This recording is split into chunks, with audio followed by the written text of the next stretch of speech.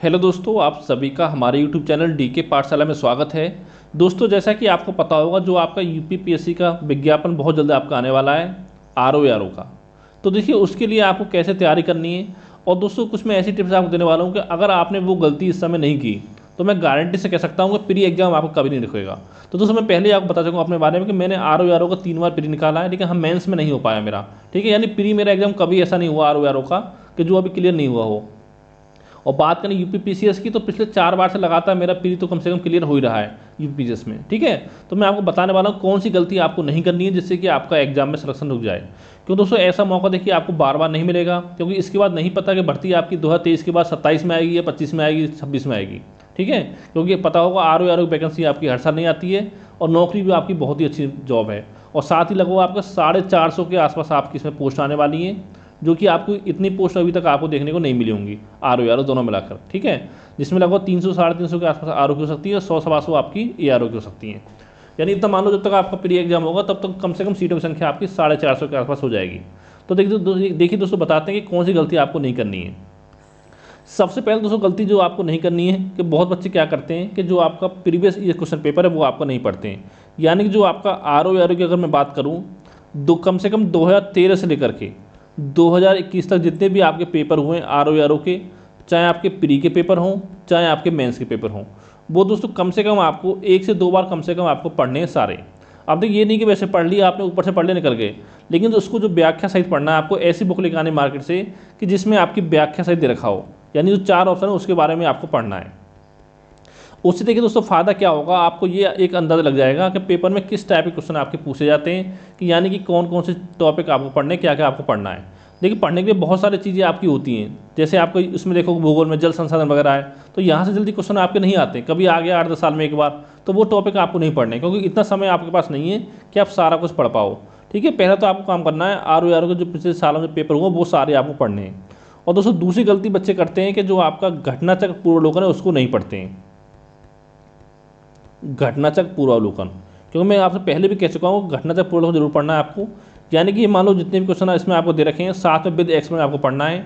यानी कि जो क्वेश्चन आपका प्रीवियस ईयर क्वेश्चन पेपर से जो क्वेश्चन आपका आए, वो क्वेश्चन आपका कम से कम गलत नहीं होना चाहिए। अगर मान लो जो क्वेश्चन आपका घटनाचक्र पूर्वावलोकन से एग्जाम में आ जाते हैं, मान लो 10 क्वेश्चन आपके आते हैं, 20 आते हैं, अगर उसमें आपके 20 में से 15 क्वेश्चन अगर आप गलत हो रहे हैं, तो समझ लो कि आप रेस से बाहर हो गए हो। ठीक है, यानी जो और बच्चे हैं वो आपसे आगे निकल जाएंगे, तो फिर आप रह जाओगे।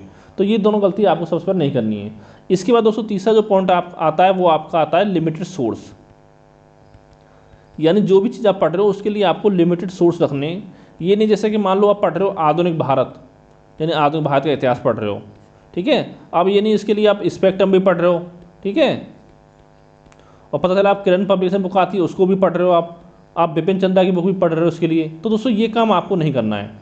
ठीक है, बिपिन चंद्र पढ़ रहे हो, एस के पांडे पढ़ रहे हो, तो जो भी बुक पढ़नी है आपको एक पढ़नी है, चाहे स्पेक्ट्रम पढ़ो, किरण पढ़ो, एस के पांडे पढ़ो, वो आपकी मर्जी है। ठीक है, ये नहीं कि आपको कि इसको पढ़ लिया इसको पढ़ लिया, ये काम दोस्तों आपको नहीं करना। जिस भी सब्जेक्ट पढ़ रहे हो आप, पता लिमिटेड सोर्स रखना है। यानी कि आपको चाहे एक बुक पढ़ो उसके लिए, लेकिन वो बुक कम से कम आपको 5-10 बार पढ़नी है। ये नहीं कि आपने 10 बुक पढ़ ली एक ही बार, उससे कोई फायदा नहीं है, क्योंकि एग्जाम टाइम में सब आप भूल जाओगे। ठीक है, एक बुक पढ़नी है, अच्छे से पढ़नी है। क्यों दोस्तों, पेपर जो होगा आपका जीएस का 140 क्वेश्चन उसमें आपके आएंगे, तो आपको सिलेक्शन के लिए 140 क्वेश्चन पूरे सही नहीं करने हैं। अगर मान लो आपके 80+ क्वेश्चन सही होते हैं जीएस में, 50+ होते हैं आपके हिंदी में, तो समझ लो कि प्री एग्जाम आपका क्लियर हो जाएगा। ठीक है, यानी कि आपको पूरे पर ध्यान नहीं देना है। ठीक है, यानी कि लिमिटेड सोर्स रखने हैं आपको, उसी को आपको बार बार पढ़ना है। और इससे अच्छा अगला काम दोस्तों जो करना है वो आपका टेस्ट सीरीज। यानी दोस्तों, जब आपका एग्जाम में लगभग 1 महीने का समय बचा हो, तो जितना आपको हो सके, जितनी आपको टेस्ट सीरीज मिले, ऑनलाइन ही ऑफलाइन, वो आपको सॉल्व करनी है। ठीक है, अब देखिए ऑनलाइन दोस्तों क्या होता है कि मैंने बहुत सारे चैनल ऐसे देखे यूट्यूब पर कि वहाँ पे 1 घंटे क्लास होगी, आपको 20 क्वेश्चन सॉल्व कराए जाएंगे, और साथ में उसमें आपका समय जो बर्बाद बहुत ज़्यादा किया जाता है। वहाँ पर क्या होता है कि 1 मिनट का आपके टाइमर लगा देते हैं कि आंसर दो, फिर आपको कमेंट पढ़ेंगे, तो उसमें बहुत ज़्यादा समय बर्बाद होता है। वो अभी आपको दिखाई नहीं दे रहा है, लेकिन बाद में सब आपको दिखाई देगा। ठीक है, यानी जिस भी आपकी टेस्ट सीरीज आपको मिले, जो भी आपको मिले वो आपको सॉल्व करनी है। दोस्तों, मैं कोशिश करूँगा 10 कम से कम 10 टेस्ट सीरीज मैं आपको प्रोवाइड करा दूंगा एग्जाम से लगभग 1 महीने पहले। ठीक है, उसको भी आप देख सकते हो। तो जितने भी इंपॉर्टेंट क्वेश्चन होंगे आपके हर सब्जेक्ट के विद एक्सप्लेन, वो मैं आपको करा दूंगा। और देखिए दोस्तों, जो भी आप टेस्ट सीरीज सॉल्व करें, कोशिश करें कि उसमें जो क्वेश्चन के नीचे आंसर दे रखे हों वो आपका विद एक्सप्लेन दे रखे हों। ठीक है, उसमें क्या होता है, एक तो आपके मिस्टेक होने का चांस कम रहता है, लेकिन जहाँ पर केवल आपका दे रखा है कि पहले का बी दूसरे का सी, तो उस टेस्ट सीरीज को कभी ना खरीदें आप। क्योंकि उसमें आपको प्रिंटिंग मिस्टेक भी हो जाती है और साथ में आपका अच्छे से रिविजन नहीं हो पाता है। ठीक है, ये काम हो गया आपका टेस्ट सीरीज का। और इसके अलावा दोस्तों अगला जो पॉइंट ध्यान रखना है वो आपका रिवीजन, क्योंकि रिवीजन बहुत ज़रूरी है। अगर मान लो आपने सब कुछ पढ़ रखा है और अगर आपने रिवीजन नहीं किया तो समझ लो कि आप एग्जाम में पास नहीं हो पाओगे।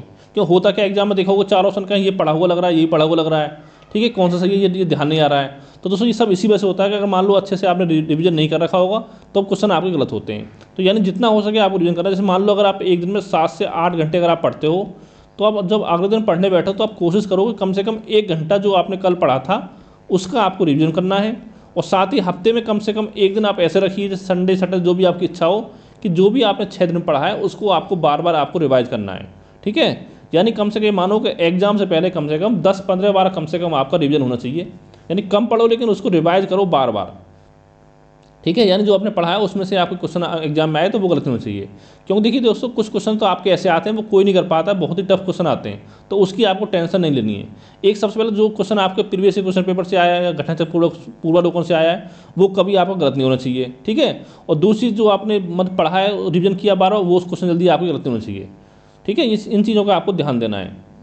ये आपका पॉइंट होगा रिवीजन। ठीक है, और सबसे पहले दोस्तों बच्चे जो गलती करते हैं वो करते हैं टॉपर्स की रणनीति बहुत देखते हैं कि जिसने यूपीएससी निकाल दिया, टॉप कर दिया। कोई तो बोलेगा टॉपर आपको कि मैंने 18 घंटे पढ़ाई की थी।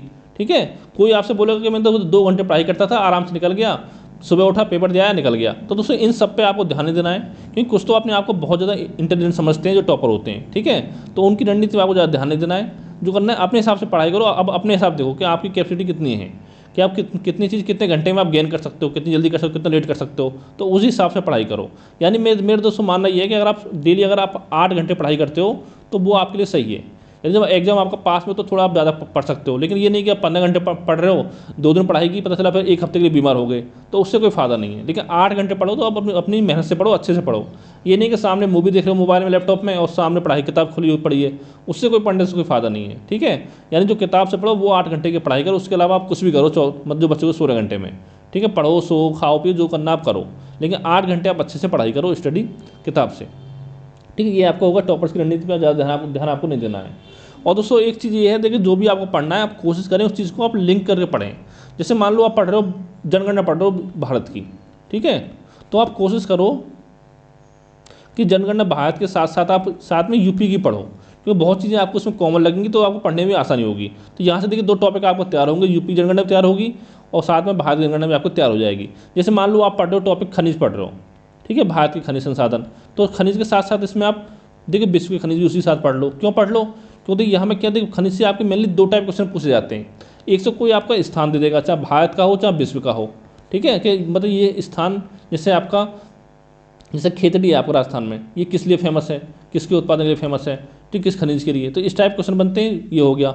और एक पूछ सकता है ये आपके खनिज के भंडारण में और उत्पादन में कौन सा स्थान, मतलब किस राज्य कौन सा स्थान है, कौन सा देश पहले स्थान पर है, तो इसको यानी कि इंटरलिंक करके पढ़ो। खनिज हो गया, कृषि हो गया, कृषि उत्पादन में शीर्ष राज्य शीर्ष देश आपके हो गए, उद्योग हो गए, उद्योग में ऐसी उद्योग पूछता है आपसे। ठीक है, उद्योग को पढ़ो, साथ में आप इसमें भारत का भूगोल, साथ में विश्व का भूगोल, साथ में इसमें आपका अर्थव्यवस्था को भी शामिल कर लो। क्योंकि अर्थव्यवस्था में क्या होता है, उद्योग कैसे पूछे जाते हैं कि सूती वस्त्र उद्योग की पहली फैक्ट्री कब कहाँ लगाई गई थी। ठीक है, वहाँ से क्वेश्चन बन जाते हैं, तो ये चीज़ पढ़ो आप।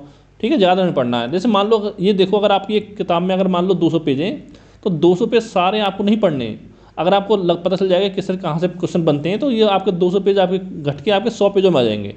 ठीक है, उस हिसाब से आपको यहाँ पर पढ़ाई करनी है। ठीक है, ये आपको हो गया। और दोस्तों इसके बाद आपकी आती है करंट अफेयर की बात, जो आपका 8वां पॉइंट है वो आपका करंट अफेयर। अब देखिए करंट अफेयर एक बच्चे गलती एक तो सबसे गलती ये करते हैं कि जब कुछ लोग बोल देते हैं कि आप 1.5 साल का करंट अफेयर पढ़ो, 1.5 साल का आता है, 2 साल का आता है, कि आप एक क्वेश्चन उठा लोगे कि हाँ 1.5-2 साल पहले आया था। तो दोस्तों उस पर आपको ज़्यादा ध्यान नहीं देना है। बच्चे क्या करेंगे, करंट अफेयर के लिए जुलाई से पढ़ना स्टार्ट करेंगे 2022 से, और कब तक का पढ़ेंगे, जैसे मान लो आपको एग्जाम होता है नवंबर में, तो पढ़ेंगे अक्टूबर 2023 तक का। तो दोस्तों इतना आपको नहीं पढ़ना है। आपको जो करंट अफेयर मेन फोर्स करना है वो करना है आपको 1 जनवरी 2023 से लेकर के, और जब तक आपका एग्जाम हो तो एग्जाम से 20 दिन पहले तक का। ठीक है, उस पर आपको करंट अफेयर अच्छे से फोकस करना है, यानी एग्जाम से देखिए 20 दिन पहले तक का। अब देखिए दोस्तों यहाँ से क्वेश्चन आपके बनेंगे जुलाई 2022 से दिसंबर 2022 तक के। ठीक है, हो सकता है आपके 2 से 3 क्वेश्चन यहाँ से आएँ और बाकी जो क्वेश्चन आपके यहाँ से आए। जैसे मान लो आपके 25 क्वेश्चन आते हैं करंट अफेयर से, तो आपको 25 के 25 सही नहीं करने हैं। आपको टारगेट लेकर चलना है कि कम से कम आपके 18 जो क्वेश्चन है आसपास में, अगर वो सही होते हैं समझ लो आपका बहुत ही अच्छा अटैम्प्ट हो रहा है करंट अफेयर में, ठीक है। क्योंकि पूरे तो किसी के नहीं हो पाते हैं, और पता चला आप 2 क्वेश्चन सही करने के लिए आप उसी में लगे पड़े हो दिन में 2-2 घंटे, तो वो भी गलत है। और साथ में एक बच्चे गलती क्या करते हैं कि यूट्यूब पर देखते हैं, बहुत सारे चैनल यूट्यूब पे हैं कि वहाँ पर 2-2 घंटे क्लास देखेंगे, कि 1 से 2 घंटे क्लास देखेंगे और फिर कम से कम 2 से 3 घंटे लगाते हैं उनके नोट्स बनाने में, तो उसमें भी आपका बहुत ज़्यादा समय बर्बाद होता है, वो काम भी नहीं करना है। और बहुत सारे वीडियो मिलती हैं आपको 30 घंटे की, 40 घंटे करंट अफेयर की, तो वो भी आपको नहीं देखनी है। उसमें क्या होता है कि बहुत सारे आपके ऐसे टॉपिक होते हैं, जैसे कि आपकी साइकिल प्रतियोगिता किसने जीती, मैराथन किसने जीती, तो दोस्तों यहाँ से क्वेश्चन आपके कभी भी एग्जाम में नहीं पूछे जाते हैं। तो इन चीज़ों पर आपको ज़्यादा फोकस नहीं करना है, जहाँ से क्वेश्चन आपके ज़्यादा बनते हैं वहाँ पर आपको अच्छे से अपना फोकस करना है, ठीक है। ये चीज़ आपको ध्यान देनी है। और इसके अलावा दोस्तों एक पॉइंट जो बताता हूँ आपको, वो है आपका जो आपका फ्रेंड सर्किल है वो आपको लिमिटेड रखना है। ये नहीं कि किसी फ्रेंड का आपका कॉल आ गया कि चलो चाय पीने चल रहे हैं, तो उन चीज़ों से आपको दूर रहना है। क्योंकि दोस्तों मैं आपको पहले बता चुका हूँ कि चाहे आपको फ्रेंड हो कोई हो, अगर आपका समय अच्छा है तो सब आपका साथ देंगे, अगर आपका समय खराब है तो फ्रेंड वगैरह कोई कभी किसी काम नहीं आता है। ये चीज़ अगर आपको अभी नहीं पता तो बाद में आपको पता चल जाएगी, ठीक है। जैसे मान लो अगर आपके 10 फ्रेंड हैं तो उसमें से मुश्किल से एक फ्रेंड ऐसा होगा कि जो मुसीबत में आपके काम आएगा, और वरना फ़ोन तक उठाना बंद कर देते हैं, ठीक है। तो इसलिए लिमिटेड फ्रेंड्स अगर रखना है, ज़्यादा नहीं दोस्तों देखिए तो आपके पास 8-10 महीने की बात है। अगर आपने 8-10 महीने अच्छे से अगर आपने पढ़ाई कर ली सब कुछ छोड़ छाड़ के, तो यकीन मानो कि आपकी एक जॉब आपकी फिक्स हो जाएगी, ठीक है। और इसके अलावा दोस्तों एक चीज़ क्या होती है कि बच्चे भागते हैं आगे पीछे, कि जैसे आपका आरओ का एग्जाम हो रहा है कि आरओ का एग्जाम भी देंगे, ठीक है, एसएससी एग्जाम है उसको भी देंगे। तो इन चीज़ों पे आपको दूर रहना है। यानी अगर आपको आरओ देना है, अगर आपको नौकरी चाहिए तो पूरा फोकस जो अपना आरओ पर लगा दीजिए, चाहे आरओ हो गया चाहे यूपीएससी हो गया, ठीक है। यानी उसी लेवल का जो एग्जाम है उस पर लगा दीजिए, ठीक है। यहाँ क्या होता है कि यहाँ पर अलग आपका पैटर्न होता है सब एसएससी का या बैंक का, और आरओ का आपका अलग होता है। तो मेन फोकस अपना आरओ करिए 8-10 महीने, क्योंकि नवंबर के आसपास फ्री होने की संभावना है, और हो सकता है उससे 3 से 4 महीने बाद आपका जो मेंस का एग्जाम है वो आपका हो जाए आरओ का, ठीक है। यानी कम से कम 3 महीने का समय आपको मिलेगा। और अभी जो मेन फोकस करना है देखिए, एक तो आपका हिंदी हो गया प्री का, और एक आपका सामान्य अध्ययन यानी कि जीएस हो गया। इन दोनों पर ही आपको अच्छे से फोकस करना है। और जो टॉपिक आपके मेंस के हैं उस पर अभी आप फोकस मत करो, केवल प्री पर ध्यान दो। प्री के बाद इतना समय आपको मिल जाएगा कि आप तैयारी कर सकते हो, लेकिन इतना होना चाहिए जिस दिन आप पेपर दे के आओ उस दिन आपको श्योर होना चाहिए कि हाँ प्री एग्जाम मेरा क्लियर हो रहा है, जिससे कि उसके 1-2 दिन बाद ही आप अपनी मेंस की तैयारी में लग सको, ठीक है। और दोस्तों एक चीज़ आपकी आती है यूट्यूब जो है, इससे आपको ज़्यादा ध्यान नहीं देना यूट्यूब पर। जैसे कि आप इसमें शॉर्ट देख रहे हो, रील देख रहे हो इंस्टाग्राम पर, ठीक है, उनसे आपको दूरी बना कर रखनी है कि यहाँ पर आपको बहुत ज़्यादा समय बर्बाद होता है। और एक दोस्तों आपका होगा न्यूज़ चैनल, क्योंकि जितने भी आपके न्यूज़ चैनल इंडिया में हैं, ठीक है, उसमें से एक भी न्यूज़ चैनल आपका काम करनी है। हाँ एक संसद टीवी को छोड़ दीजिए कि वहाँ पर कुछ डिबेट आपकी अच्छी होती हैं, जो कि आपका सरकारी चैनल है, तो उसको चाहो तो आपको डिबेट वगैरह हो रही है, लेकिन डिबेट में देखिए डिबेट में अगर कोई आपके अर्थशास्त्री आ रहे हैं तो उसको दे सकते हो आप कि बड़े बड़े वैसे आ रहे हैं। अगर कोई नेता आ रहा है कि हाँ संबित पात्रा आ रहा है, तो उसको कोई फायदा नहीं देखने में, कि वहाँ बकवास होगी और कुछ नहीं होगा, ठीक है। तो यानी कि न्यूज़ चैनल आपको नहीं देखना है। और देखिए अगर आपको यूट्यूब देखना ही तो एक काम करिए, आप एक ऐसी आईडी बनाइए जो भी आपकी पढ़ाई की चीज़ें जैसे हिस्ट्री होगी, ज्योग्राफी हो गई, यानी जो चीज़ देखिए यूट्यूब पर क्या होता है, जो चीज़ आप ज़्यादा खोलते हो ओपन करते हो वही चीज़ें आपको सजेशन में दिखाई देती हैं। तो उसी पर आपको होना चाहिए कि वहाँ पर रील वगैरह ज़्यादा आपके पास आए ना, जो चीज़ आए आपकी काम की चीज़ आए, कि हिस्ट्री होगी, ज्योग्राफी हो गई, यूपीजी की हो गई। यानी कोई चीज़ अगर आपको पढ़ रहे हो कोई चीज़ समझ में नहीं आ रही तो आप यानी यूट्यूब पर जाकर फिर आप इसको सर्च कर सकते हो, पढ़ सकते हो कि कहाँ आपको दिक्कत आ रही है, ठीक है। इस तरह से आपको जो आपका यूट्यूब है उसका आपको उपयोग करना है। और इसके अलावा दोस्तों अगर हम बात करें हिंदी की, तो हिंदी देखिए दोस्तों आपको 6 टॉपिक एक साथ लेके नहीं चलना है। आप कोशिश करिए कि एक दिन में आप 3 टॉपिक पढ़ें, और कम से जैसे मान लो अगर आप 8 घंटे पढ़ाई करते हो तो आप कोशिश करेंगे 2 घंटे आप हिंदी पढ़ें, क्योंकि हिंदी ऐसा सब्जेक्ट है आपका, हिंदी आपका सिलेक्शन को आपका आसान बना देती है। अगर मान लो 54-55 क्वेश्चन अगर आपने हिंदी में सही कर दिए तो आपको 75-76 नंबर लाना पड़ेंगे फिर आपको जीएस में, ठीक है। जैसे मान लो आप 3 टॉपिक उठा रहे हो, जैसे कि आप पढ़ रहे हो विलोम शब्द, तो आप कोशिश ये नहीं कि आप पूरे 2 घंटे विलोम शब्द पढ़ रहे हो, ये काम आपको नहीं करना है। जैसे मान लो डेली आप 50 शब्द नए 50 शब्द आप याद करो। अगर आपको टाइम ज़्यादा है आपके पास तो लिख के याद कर सकते हो, लिख के नहीं है तो वैसे याद रख सकते हो, ठीक है। 50 शब्द याद किया आपने विलोम शब्द, और जैसे आपका हो गया वाक्यांशों के लिए 1 शब्द आपका हो गया, ठीक है, वाक्यांशों के लिए 1 शब्द। अब देखिए दोस्तों अगर आप विलोम शब्द पढ़ोगे 50 विलोम शब्द पढ़ोगे तो मुश्किल से मान चलो आपको 15 मिनट का समय लगेगा 50 विलोम शब्द पढ़ने मुश्किल से, ठीक है। वाक्यांशों के शब्द 30 शब्द आप ये पढ़ लो, वाक्यांशों के शब्द अगर मान लो 10 दिन पढ़ोगे विलोम शब्द आपका, तो आपके 500 विलोम शब्द आपको तैयार हो गए, ठीक है। और बार बार उसको रिवाइज करना है। और जैसे आप पर्यायवाची शब्द पढ़ सकते हो, पर्यायवाची में क्या करना है, डेली आपको 5 शब्द लो या आप 10 लो, 5-10 शब्द के आपके पर्यायवाची शब्द आपको याद करने हैं। जैसे सूर्य के आपने 5-7 याद कर लिए, ठीक है, चंद्रमा के याद कर लिए आपने, इस तरह से आपको याद करना है। और फिर दोस्तों 10-15 दिन ये 3 टॉपिक पढ़ने के बाद जो बाकी 3 टॉपिक है उनको आप उठा सकते हो। तो इस तरह से आपको पढ़ाई करनी है। और इसके अलावा दोस्तों जो पूरा फोकस करना है मेन आपको अपने पढ़ाई पे करना है। यानी कि अगर आप 8 घंटे पढ़ाई कर रहे हो तो अपनी पढ़ाई अच्छे से करते रहें। यानी कि ये होना चाहिए कि आपका एग्जाम 100% के लिए हो। लेकिन दोस्तों जो रणनीति मैंने अब तक आपको बताई इस वीडियो में, अगर आपने इस तरह से पढ़ाई की तो यकीन से कह सकता हूँ कि कम से कम प्री एग्जाम तो आपका नहीं रुकेगा। और अगर आपको आपका प्री एग्जाम जिस दिन आप पेपर देके आ रहे हो, अगर उस दिन आपको पता है कि हाँ प्री में मेरा सिलेक्शन 100% प्री मेरा क्लियर हो रहा है, तो इतना समय आपको मिल जाएगा। फिर मेंस की तैयारी आराम से आपके 3-4 महीने में अच्छे से, अगर आप 7-8 घंटे पढ़ते हो तो आपकी हो सकती है। ठीक है, लेकिन इतना देखिए जीएस जो प्री का है और मेंस का है वो आपको तैयार होना चाहिए। जो हिंदी प्री में भी आती है वो मेंस में आती है, उसमें पर्यायवाची नहीं आता है 6 टॉपिक में से, तो वो भी आपको तैयार हो जाना चाहिए प्री के साथ साथ। इतना आपको करना है। और अगर दोस्तों आपका इसके अलावा कोई आपका सवाल रह गया हो तो नीचे कमेंट करके पूछ सकते हो। और दोस्तों मैं जल्दी कोशिश करूँगा कल या परसों में आपके लिए कि जो आपके लगभग 3 महीने का समय बचा हुआ है, अगस्त हो गया, सितंबर हो गया और अक्टूबर हो गया, इन 3 महीने की एक अच्छी रणनीति मैं आपको टॉपिक वाइज बता दूंगा, सब्जेक्ट वाइज कि कौन से दिन आपको क्या पढ़ना है, उस हिसाब से अपनी तैयारी कर सकते हो। यानी कि लगभग 90 दिन का टाइम टेबल बनाऊंगा मैं आपको दे दूंगा। ठीक है, 90 डेज़ का। यानी कि आपको जो 90 दिन का टाइम टेबल वो आपको 10-10 दिन में अपना बांट लेना है। कि जैसे पहले 10 दिन है तो इसमें आपको 8 दिन बाहर खत्म करना है, इस तरह से करना है। ठीक है, पहले दोस्तों आप कोशिश करिए जहाँ से क्वेश्चन आपको ज़्यादा पूछे जाते हैं एग्जाम में, पहले आप कोशिश करिए कि उन टॉपिकों को आप जल्दी खत्म करें पहले। ठीक है, जो छोटे छोटे टॉपिक है जैसे कृषि वगैरह हो गया वो आपके बाद में कर सकते हो। ठीक है, तो इतना आपको बताना था। अगर कोई आपका सवाल हो तो नीचे कमेंट करके पूछ सकते हो। और वीडियो अच्छा लगा वीडियो लाइक करें, साथ ही चैनल को सब्सक्राइब करना ना भूलें। Thank you for watching.